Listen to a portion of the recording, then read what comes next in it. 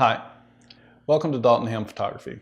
Today we're going to be talking about housings and how to get you and your gear in the water so you can start making amazing photos.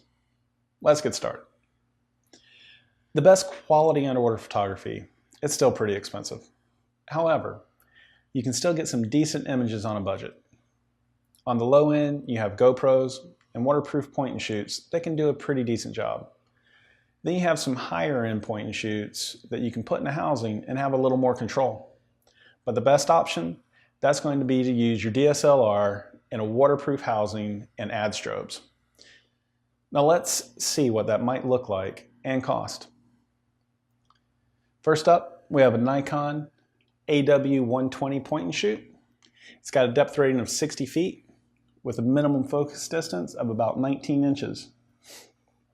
It doesn't have any manual controls, but it does have some scene selections and costs about $250 on Amazon. Next up, we've got a GoPro. It's got a depth rating of 198 feet and a minimum focus distance of about 13 inches.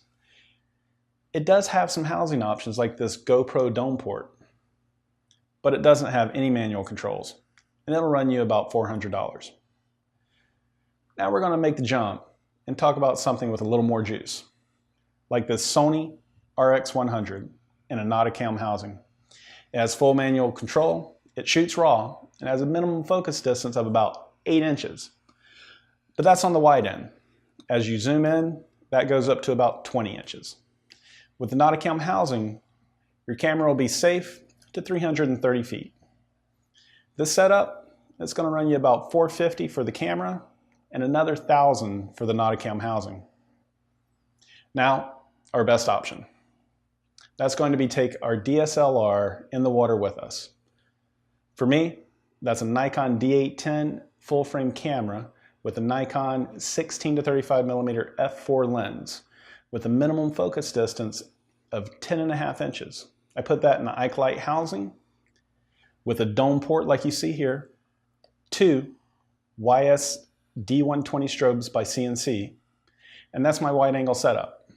For my macro setup, I have another Ikelite housing with a D810, a flat port with a Sigma 105 macro lens, has a minimum focus distance of 7 inches. Now each of these, that'll set you back about $9,000, depending on lenses and ports.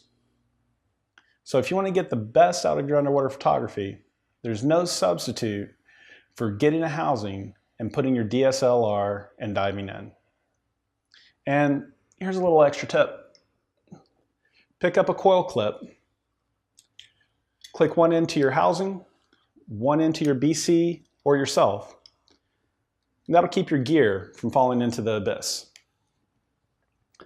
Also, this week I'll be writing a guest blog for Scott Kelby at scottkelby.com with 10 tips to improve your underwater photography. So stop by and check that out. And remember, anytime you go in the water, take nothing but pictures and leave nothing but bubbles. We'll see you next time when we talk about lenses and ports.